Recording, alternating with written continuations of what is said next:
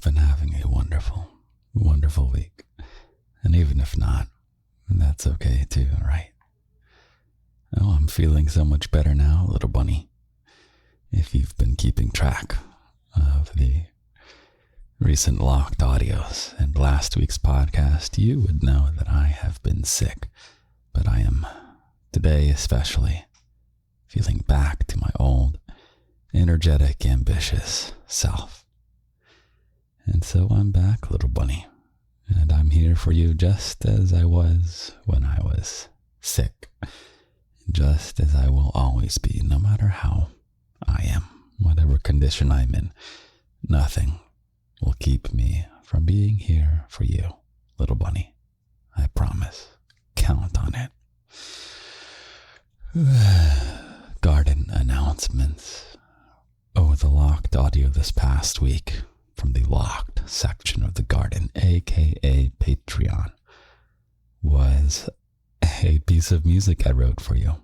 I wrote you a piece of classical music, a string quartet, very refined, very elegant, little bunny. And I wrote you a love note to go on top of it. And the love note kind of lines up with the string quartet too. I don't know if that was picked up on. But I play the quartet on its own, and then I play you the love note I wrote to you on top. And I guess that's all for garden announcements. Sign up for the no spam fiction email list. All these links, by the way, should be in the podcast bio. And you might as well do it now, before you fall asleep, before you get distracted. And as always, you have permission to fall asleep. You can tune me out entirely, little bunny. You could even put me on while you're working and just put me on low volume and just have me here with you, because that's what this really is, above anything else. I'll entertain you, I'll comfort you, I'll make your life better. But ultimately, it's just you and me spending quality time together. So that's what we do. I was in the middle of saying, sign up for the fiction mail list. I do not spam. In fact, I haven't even sent out a single email yet. The time will come for that. It's just an easy way for me to make announcements, because it is very hard to make an announcement to your social media following. The only way you can really do that is by making a viral video and tucking in the announcement you want to make. So the email list is a good way if I really want to say, hey, check it out, little bunny. This thing is coming out. And I won't spam you. Okay, I think that's all for garden goings on. This week, little bunny, is going to be an entertaining and useful episode. A little bit of a honey carrot in there. And there will be lots of yawns because, little bunny, it is late. It is past midnight. I need to have a sip of my beverage. What do you think I have this week?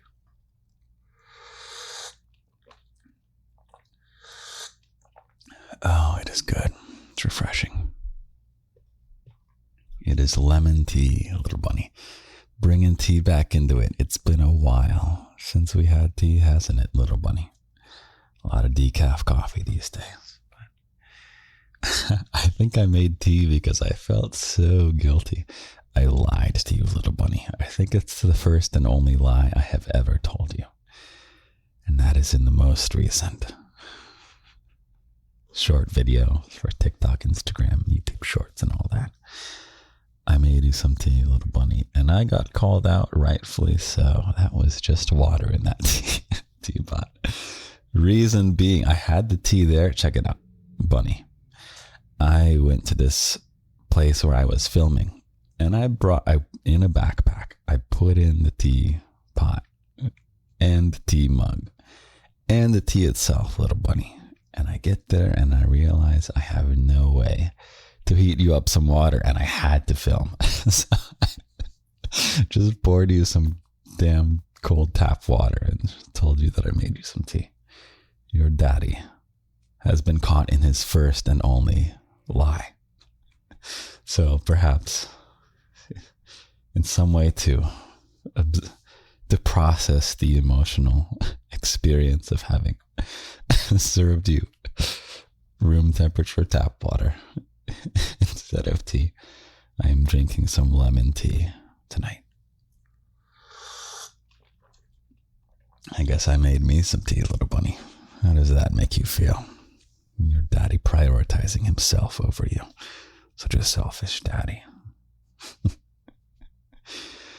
So the topic this week, little bunny, is dealing with emotions, negative emotions, most relevantly. And I have a fun story that I want to tell you. We're going to sneak the carrot. It's going to be a medieval carrot. It's going to be our fantasy world again that we're playing with. And in fact, you are the main character, little bunny. Did you know that? In fact, it may even be you. Because once upon a time, you, little bunny, left the garden for a bit to go follow your dreams of becoming an actor in the capital city. And of course, the garden is our rural paradise, and only bunnies can find their way there, which is convenient because so many of the negative people in the world do not meet the requirements to be a bunny. Anyone can be a bunny. A bunny can come from anywhere. 1 second. Okay, I'm back. Bunny can come from anywhere. And so many of the negative people in the world simply are not bunnies. And the garden is magical and mysterious and difficult to find. And if you're listening to this right now, little bunny, which you are, then you have successfully found the garden. Congratulations. Welcome to the most wonderful place, at least on the internet. And it is as real as it is because all of your fellow bunnies are real people, and the love that we share from me to you and from your bunny, from you to your fellow bunnies and your fellow bunnies back to you is all real love. We just love imaginary stories to go with it, to make it fun. We have a lot of fun here. So you, little bunny, in this story, have left the garden for now to follow some dreams, to become an actor, a stage actor in the capital city. And the capital city is grungy, and there's all kinds of unfriendly folk there, of all different animal types. And you made the move because you landed a role in a play. The play is about crops and plants as they struggle to survive in the heat and the snow and all these things. It's an unusual play. It's a bit of a risk. The actual story of the play is not relevant to the story. So your daddy, hooked you up with a nice place to stay. And when I gave you a kiss and said, "My little bunny, you're going to be great," I say, I want to tell you something about this apartment that I was able to swing for you.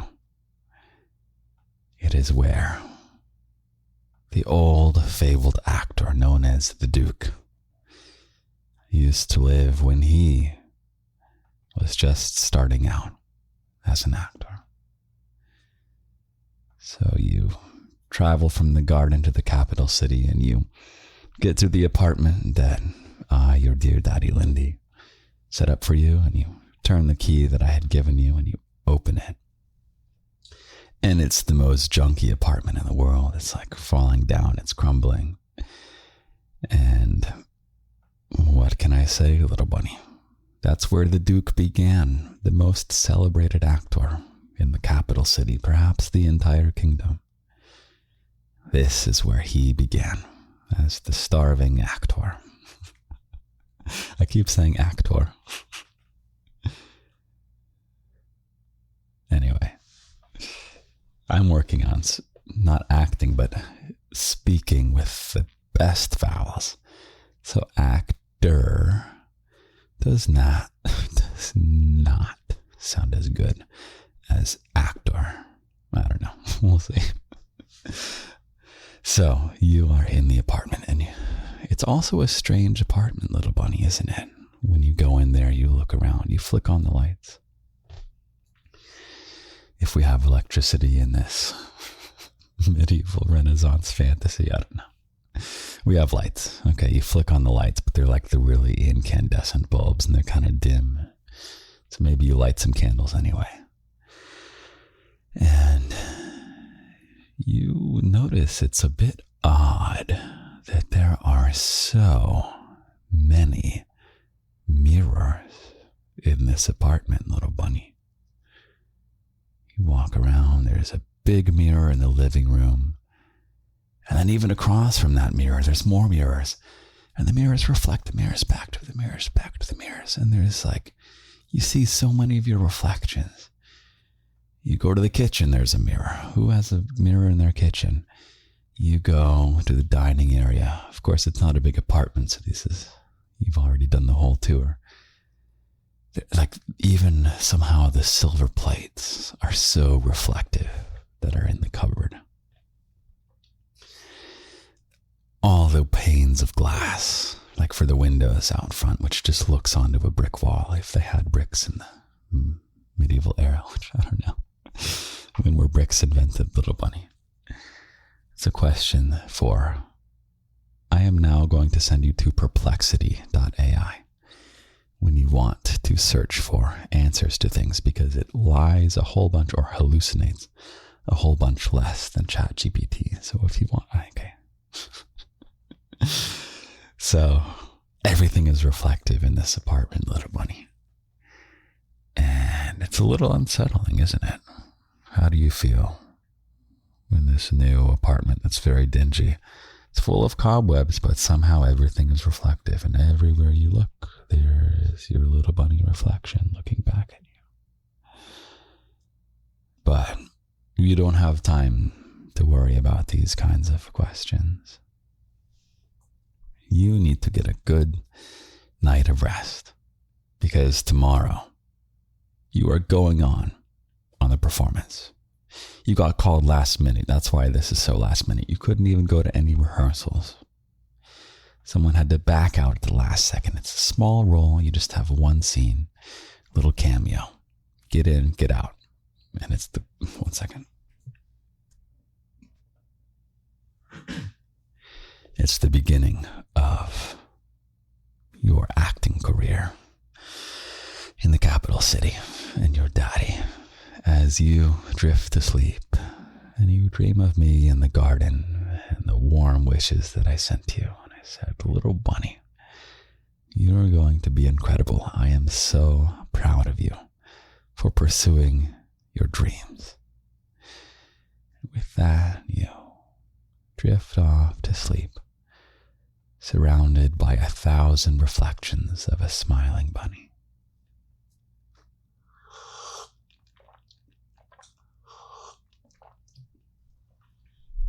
You sleep in the next day, but that's okay, because your performance is in the evening.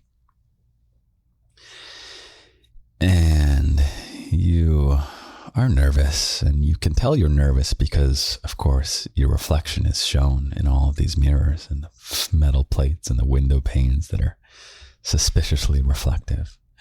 And you can just see the worry in your face. You're like, oh my God, I didn't realize I was so worried. But you just see all these reflections of yourself, and it's just like, Jesus, I am really worried, little bunny. And I don't know, how do you feel right now, little bunny? It is time for the performance now. And you go to the theater. You're there plenty early. You're the first one there, even. And there's a penguin standing outside of the stage door, little bunny. And he's got a little notepad. What is this penguin doing with this notepad? And he says, excuse me. What voice does he have? Oh, is that going to reveal whether he's a good guy, a bad guy, or a neutral guy of some sort? Excuse me. Your daddy is working on voices too. Excuse me, he says. Are you in this play? And you say, yes. I am so excited. This is my acting debut in the capital city. And you tell this penguin all about how you came from back home in Lindy's garden, and you had so much fun acting there with your fellow bunnies, and you were always the most enthusiastic about it, so you always dreamt of being in the spotlight. And that's what you tell this penguin with the notebook, with the notepad. I've always wanted to be in the spotlight. And then he goes, oh, yes, thank you. And then he waddles off. And you are so enthused about tonight, little bunny. You go in, you go to the changing room, you get changed, and you go over your lines, because remember, you don't get to rehearse. You have to go on to this performance. And your role is pretty simple. You're going to come down on a moon. A moon will descend from the ceiling on stage. And you will say, I, the moon, give you stardust.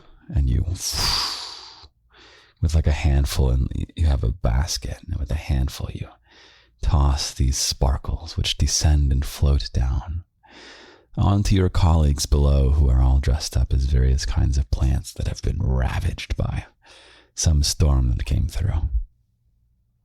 And your role is important because it's the turning point. It's the magical intervention that saves everyone and turns everything around. But that's all your moment is. It's 20 seconds, and then the moon goes back up. And then you get off on the catwalk, and you have to go down all the flights of stairs and the wings. And the director comes by and talks you through it and says, I'm really sorry that we don't have time to help you rehearse this. But it's simple. Moon's up there. Hop up there, descend. He says, spotlight will go on you, boom, and then you say your lines, I am the moon, here's the stardust, and then you get whisked back and you go off and you get paid and you get your credit and you get the experience, and we're so happy to have you, he says. And then he has to run off and go do some other things because he's so busy. It is performance time. Opening night. It's a big deal. And performance begins. It's a dramatic play, despite the somewhat ridiculous concept. And it's full of angst and characters dealing with complex negative emotions. Tensions are very high because these actors, they really feel these emotions. They are portraying the emotions, but they feel them genuinely, certainly the good ones. And you're shaking now as it's Act 2 and your part is coming up, and you walk up the steps and you start shaking more and more. You're not sure if it's because you're afraid of the heights, because you're looking down and it's pretty high up here. Or is it that you're afraid? Or nervous, at least, jittery about going on. You get to the moon, and the stagehand straps you in. You're hooked on nice, you're safe. Though it is terrifying, your subconscious does not believe you're safe because it's looking down and there's a big drop there. And it comes time, and you practice. Okay, spotlight comes on. I am the moon, here's the stardust. And then done. You're like, maybe I'll do a little flourish. And what would my daddy tell me to do? He would say, savor the moment. Enjoy it. You had always wanted to be in the spotlight, little bunny. At least in this story.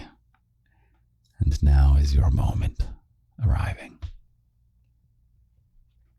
Your daddy will take a dramatic sip of tea.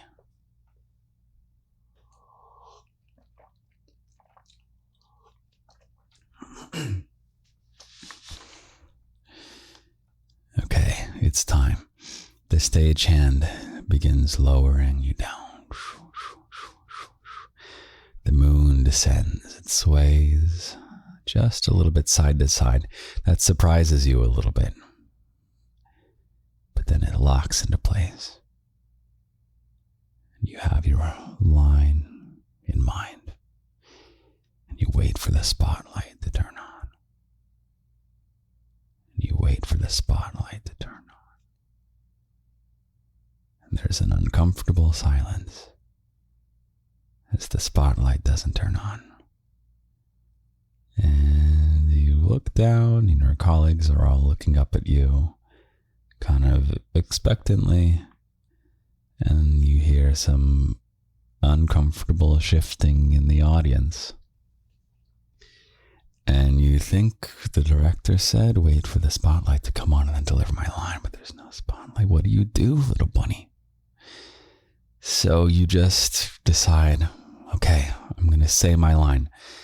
And you say, I am the moon. And then, bam, the spotlight comes on and it's so bright and you recoil. And you recoil so much that you actually topple off of the moon. But you're strapped in, so you're just kind of dangling side to side. And the moon is swaying now way more dramatically. And the audience bursts into laughter. They are cracking up hysterically at how horribly, embarrassingly wrong this has gone for you. And you're trying to scramble back up. You're trying to regain your composure. You try and give the line from here dangling on the moon. And you say, here's the stardust, but then you actually drop the wicker basket that has all the stardust, and it flops to the ground, and there's a puff of stardust, and it gets all over your colleagues, and they start coughing. And the stagehand brings the moon back up, and you kind of are wobbling. It's really jolty. 1 second. It's really jaggedy and jittery as it comes back up, and your head kind of wobbles each time. And he unhooks you. He says, all right, you're done for the night. And the stagehand was so chill about it. What a chill individual. And somehow that stagehand comforts you, and the horrible embarrassment of the moment seems to dissipate. Just because that one chill dude is yeah, all right, see you tomorrow. And so you go down and you get out of there, little bunny, because you know that you've been excused for the evening, and you do not even want to. Something tells you you just need to get out of there right now. And so you get out and you start bolting back home to the apartment where the Duke used to live. That fabled 1 second. Okay, I'm back. The Duke, the fabled actor, the apartment he once lived in is where you slam the door once you're back inside.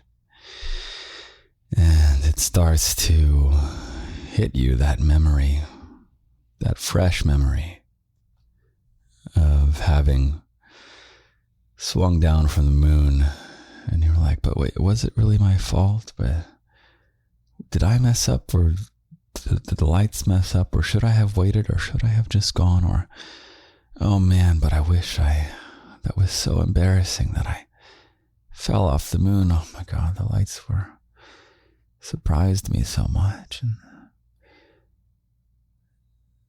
you open your eyes a little bit, and all around you see horrible, distraught expressions of you, little bunny, reflected 1,000 times in all of the mirrors, and the reflections of the mirrors, and the reflections of the plates of the reflections of the mirrors.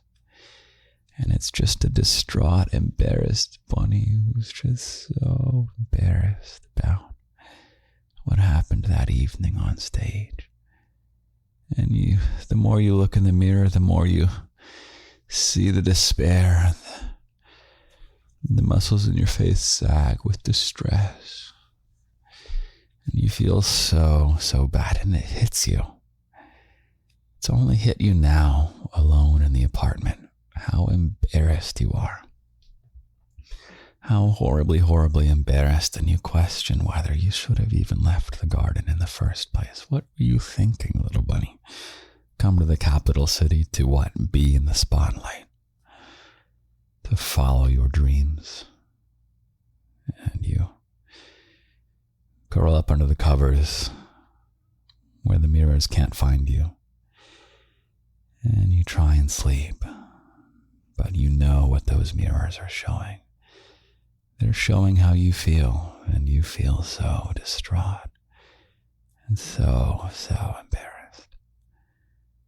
And the more you try and fall asleep, the more you get lost in those thoughts and these emotions. And by the time the sun is coming up, you write a note to me or dear Daddy. And you say, Daddy, you would be so ashamed of me. I blew it.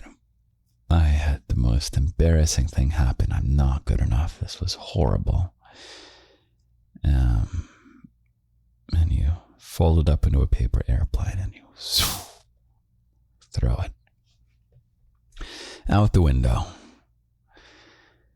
And knowing that any paper plane you throw will find me eventually.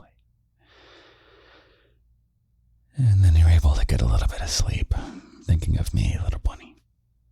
I would love to be able to gift you the gift of sleep. The next day, you show up in the evening at the playhouse. Plastered all over the stage door is this horrible, wretched, negative review. And the picture on the review, front and center, is this really smug-looking penguin.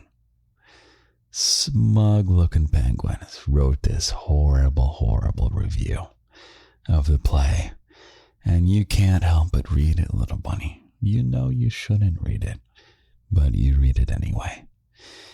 And it says, the play took a horrible turn at the horrible 2/3 point when the horrible moon comes down and the horrible actor who should give up delivers a line.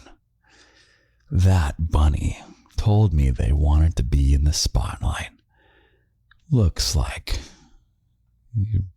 you're failing already. I don't know. He's a shitty critic. And so you are shaking and you open the stage door and everyone is glaring at you. All your actors. But they're kind. Actors are very kind. They try and hide it. They do smile at you, but with acting smiles. And they are upset. And you do your best to shake it off, and you find that you are able to shake it off surprisingly well, at least in that moment. Something that you're good at, little bunny, is in the moment when you need to be composed, when you need to pull through, when you need to do the job and get it done. You are able to pull through. And so the play begins, and you're watching from the wings, and to your dismay, the audience is laughing a lot. It's not meant to be a comedy, and they weren't laughing the day before. And you think back to that review on the door, and it did mention it was a laughable play, and that anyone who hates theater must rush to see this play.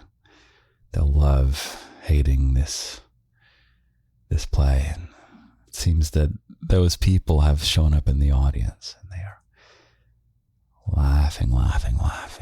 And your fellow actors, they're professionals, they're keeping on, but you can see little hints of distress in their eyes.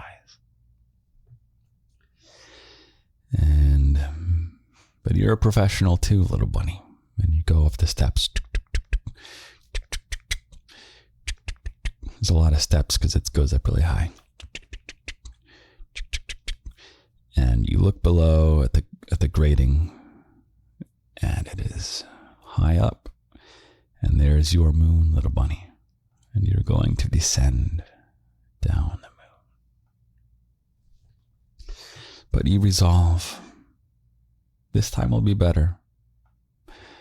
Whether or not the spotlight comes on, you're just going to deliver your line.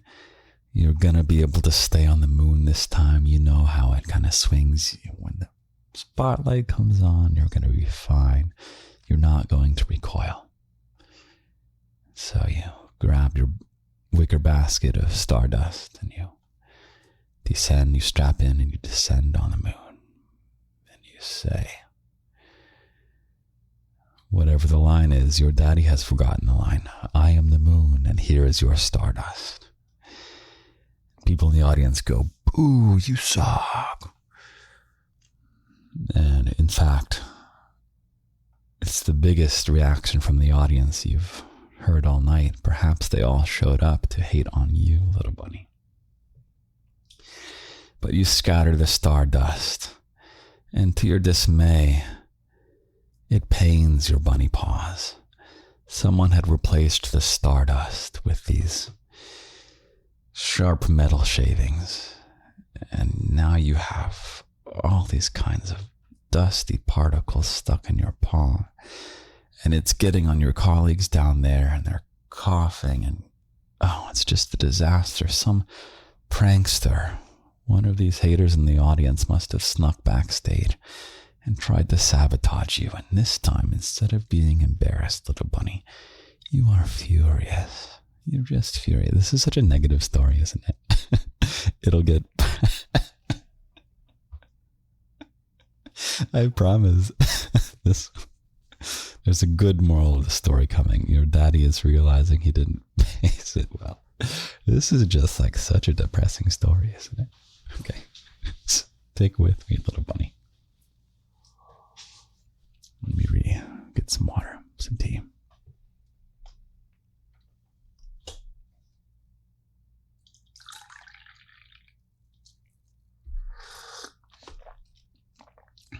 Okay, it's the end of the night. You get back to the apartment. Somehow on the walk home, though, you calmed yourself. You were in such a rage when that happened on stage.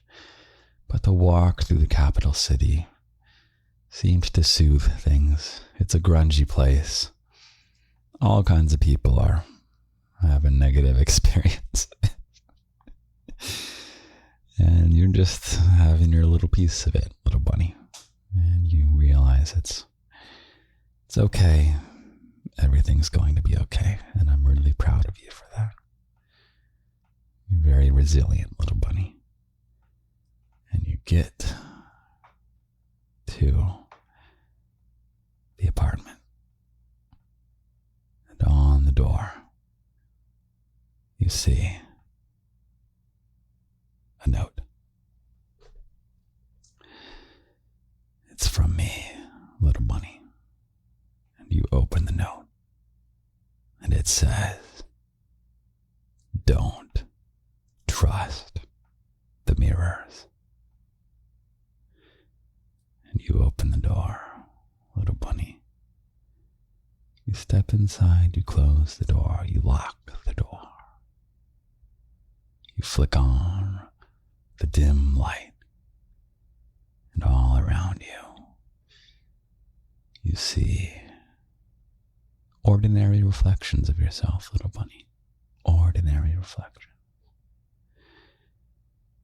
And then, on its own, the memory of that night comes into focus.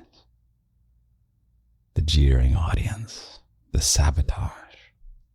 And as it becomes into focus, as it comes into focus, you start seeing the reflections sneer and grit their teeth and clench their eyebrows, and you start to see a rage. You enraged, your reflection enraged all over everywhere you look. And the rage grows and grows, and you feel enraged now too. How dare these people come to your play? How dare that penguin critic do this to you? Shouldn't that first day have been left on its own and start fresh the next day? But no, these people have to come in. And suddenly you're nostalgic for the garden where these kinds of people magically can't find it, thanks to how brilliant your dear Daddy Lindy is. And so you are enraged. And the more enraged you are, the more the mirrors get enraged. And the more you see the mirrors get enraged, the more you get enraged. And you're not sure what's even real anymore. The reflections of you are going around and breaking things and thrashing things. You're not quite sure what's real. Are you breaking things? Are you trashing things? What is even going on? And your head is spinning, and you jump under the covers and you pull them over you. And you manage to fall asleep. The next day, little bunny, you wake up. Things are neutral. You look at the mirrors. You're scared of the mirrors now. Your daddy said, don't trust the mirrors. What did he mean? What did your daddy mean, little bunny? You look around. And you remember the first night. And there's embarrassment in all the mirrors. Oh no, so embarrassed. And then you feel embarrassed. And then the mirrors pick up on your embarrassment and they show that. And then you see yourself embarrassed and now you feel more embarrassed. Then the mirrors see you being embarrassed and then it just grows. It's a feedback loop. And then the only thing that gets replaced by is the memory of the second evening when you were enraged. Those people came to hate on your performance. They're not supposed to be there. The play's not for them. And you start to feel a little bit of rage. And then the mirrors in this apartment show the rage back to you. And then you see yourself enraged and you get more enraged. And then you enraged gets seen by the mirrors. And the mirrors depict you more enraged. And then seeing yourself enraged in the mirror makes you more enraged. Until you burst out the door. And you go on a long walk through the city. And the walk calms your mind. It calms your mind. When you go look at the shops and see all the kinds of different people that live in the capital city, all here for their own reasons. And you know that if you give up, I'll still love you, but you know that I don't want you to give up. And you grapple with it, but you know you're still going to go tonight. You're going to perform, and you'll take it one day at a time. So, evening comes, and you go on stage, and You're in the wings. The play begins. The audience is laughing again. It's more haters in the audience.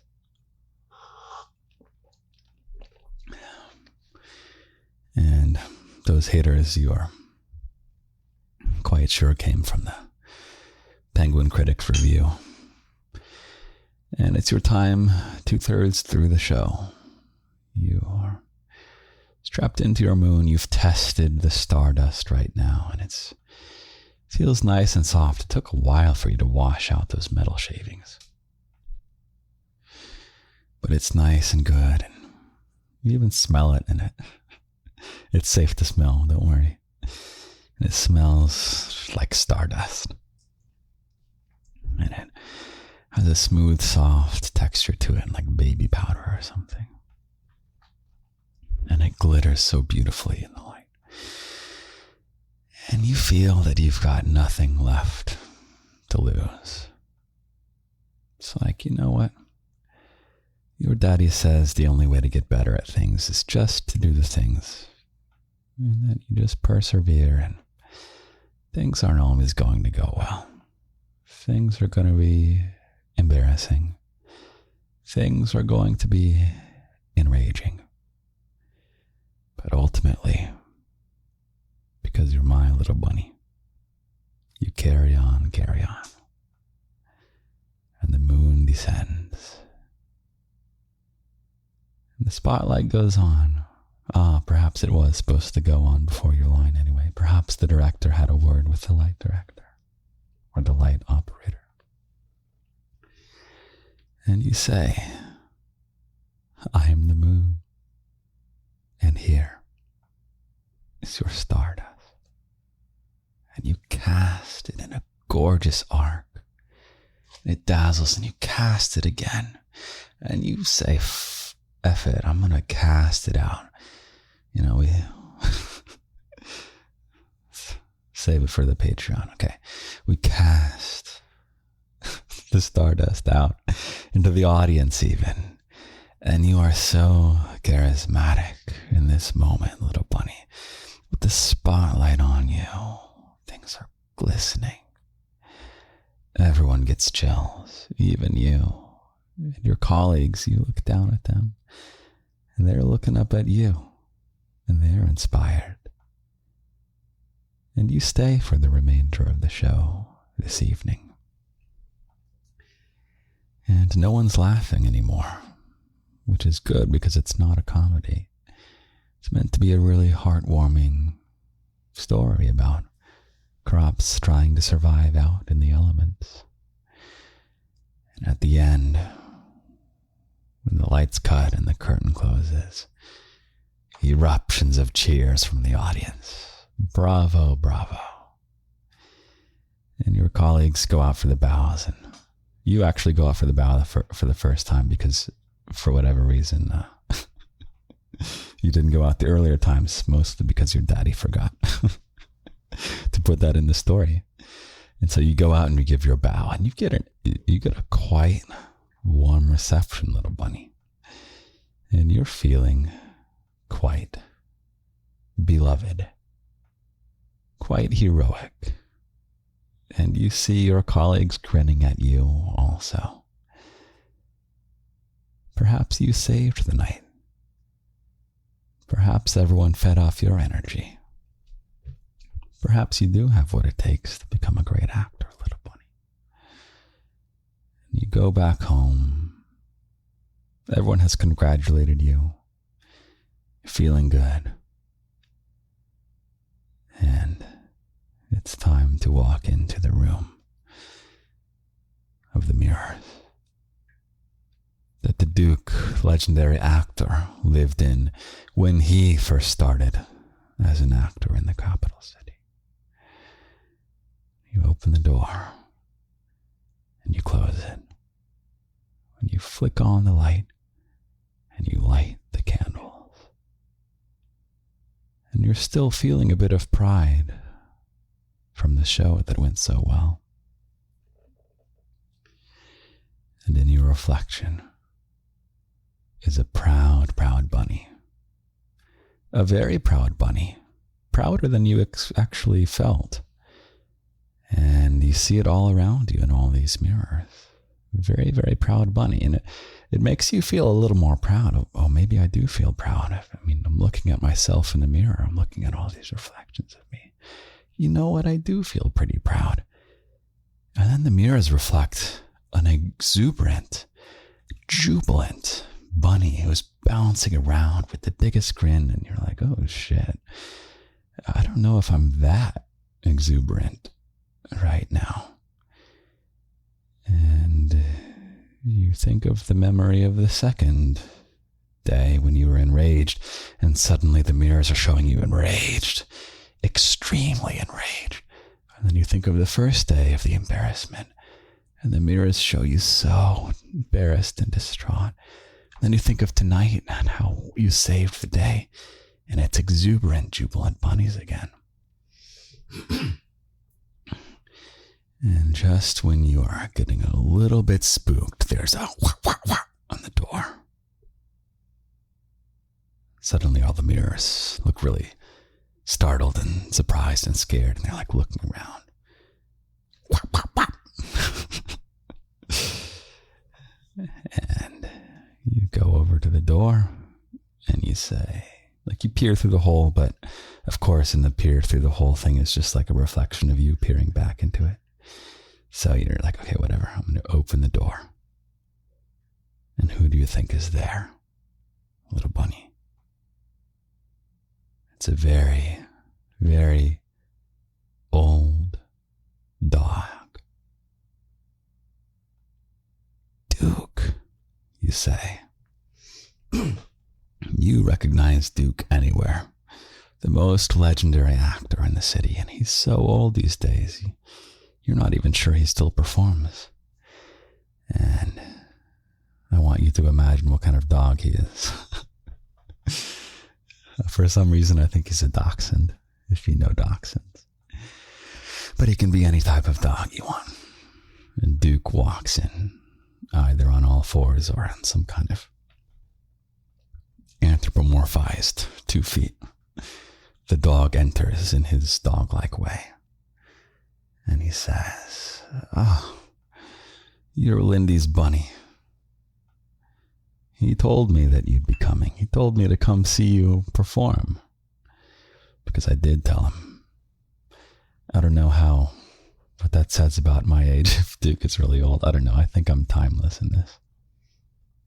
You're timeless, Daddy Lindy. And he says, oh, you're a pal of mine, Lindy. Told me to go see your show. And what a wonderful, wonderful treat that was. That was a marvelous, marvelous performance tonight. And you say, Duke, it is such an honor. I'm so glad you came to my show. And he says, oh, the honor was mine to see a fresh young actor in the capital city with a bright, bright future. And Duke goes around and says, ah, yes, I remember this apartment. Oh, and these mirrors. I owe all my success to these mirrors. And you say, excuse me, Duke? He says, oh, yes. Surely you figured out how these mirrors work. That must be why you gave such a good performance. And you say, no, actually, these mirrors have been driving me freaking nuts. It's like I come in here and I'll feel an emotion and then it'll get reflected at me and then I'll feel the emotion even more. And then that gets reflected more back at me and then I just spiral. And Duke says, exactly. I don't know what Duke's voice is. Exactly. I'm not going to try and do more voices. I got to practice that. Maybe I'll practice right now. What's Duke's voice going to be? Exactly. Oh, I'm not charming with voices yet. Okay, we'll get there. So Duke says, exactly. These mirrors just show back not your reflection, but they show back your emotion. And they amplify your emotion. And he says, watch.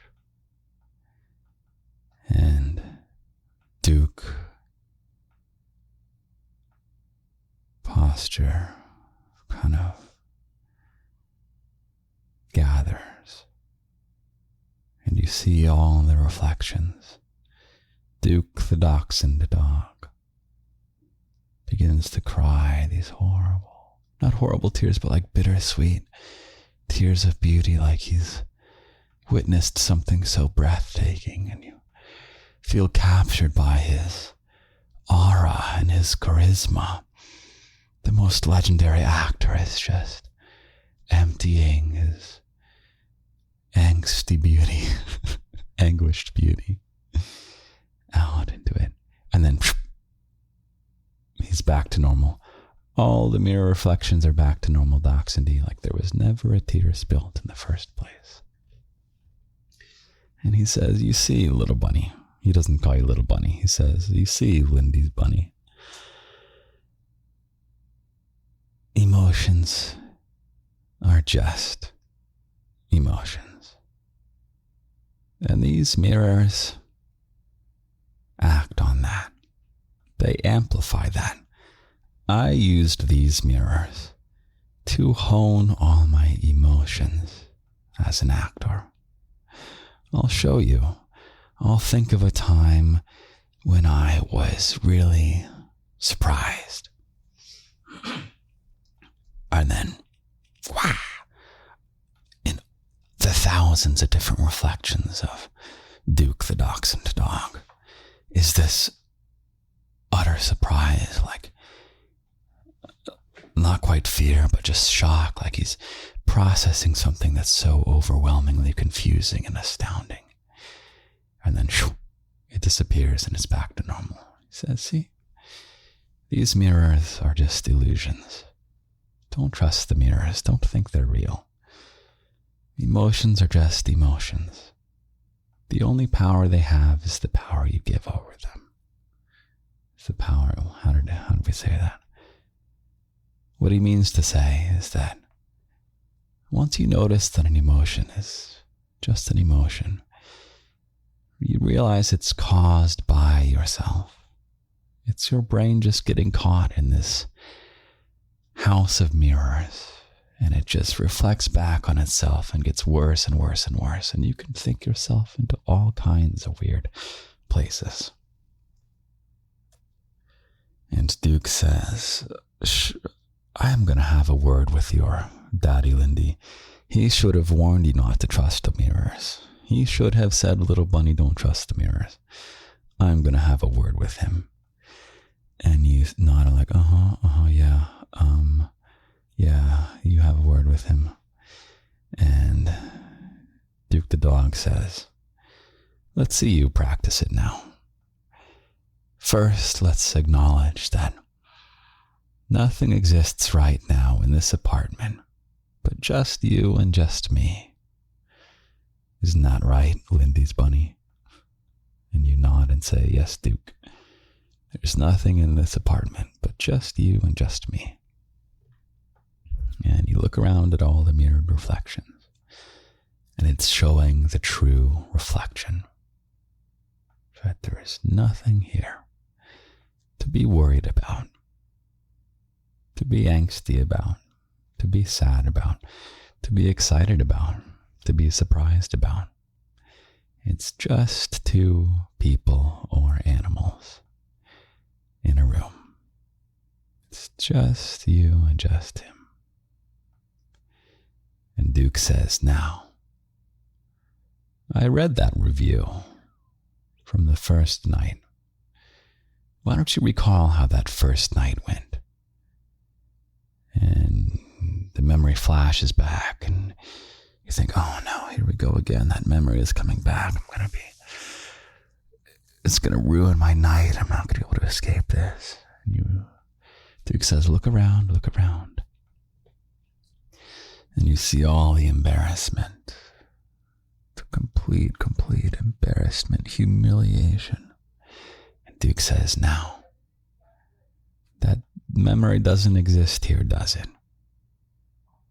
That's all caused by your brain right now. And these mirrors are showing you that. So you notice it, and you come back to the truth that it's just you and Duke in an apartment. There's nothing to be embarrassed about. Any embarrassment you feel is just an emotion. And emotions are just emotions. Duke says, there you go. When the time comes when you need to act embarrassed on stage, you're going to be able to do that. Just like these mirrors have shown, you're going to look like that, and you're going to give the best embarrassed scene on stage. People are going to love it, and they're going to be so glad they came to see your performance.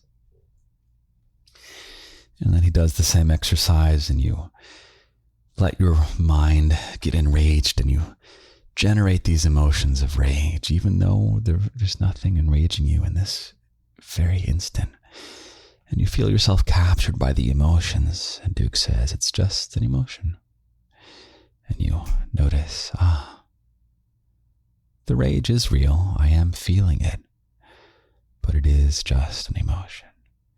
And it washes away. And then it's time for the pride. But Duke says, for pride, when I want you to act with pride in the future, I have something else for you to use. And Duke pulls out of his coat, I think he's wearing like a navy coat. He pulls out of his coat a laminated, because I guess they have lamination in this medieval Renaissance, a laminated piece of newspaper parchment, whatever it is. It's a newspaper. And he says, I want to give this to you. This is my most prized possession, and I am giving it to you. You take the laminated newspaper parchment, and you see a picture of a familiar person on it. Quite a bit younger, though. It's the penguin critic. Let me take a sip of tea. And you read the review. And it says, Duke meh meh meh. So bad. Meh meh meh. Will never succeed. Meh meh meh. Have people ever told you this kind of thing, little bunny?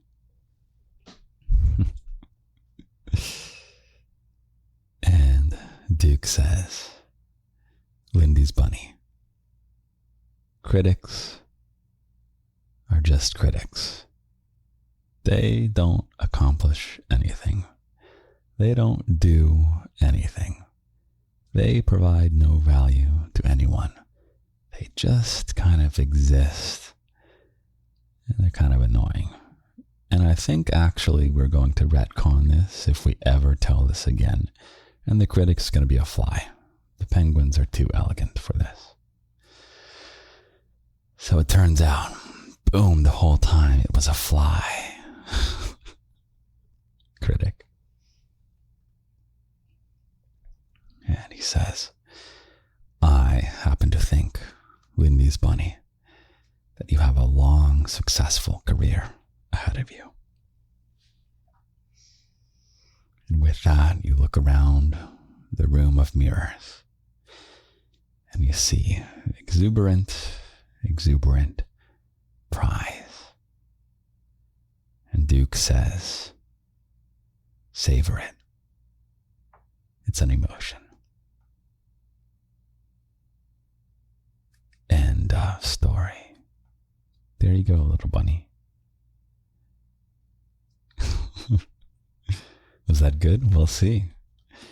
I always listen back to the podcasts at least once, pretty much just once, and then I move on. So I will see how I did. You can tell me how I did. You can always email me, lindy@lindysgarden.com, or daddy@lindysgarden No punctuation except the at and the dot. I guess we will leave it there, little bunny. I'm going to get to sleep, and then I will wake up tomorrow morning and write you a poem. I will talk to you in just a moment. Good morning, little bunny. I slept very well, thank you for asking. I wrote you a fun little poem, and then I've got to be off. It goes like this. If I gave you a potion to feel no emotion, would you drink it when you feel the bad ones?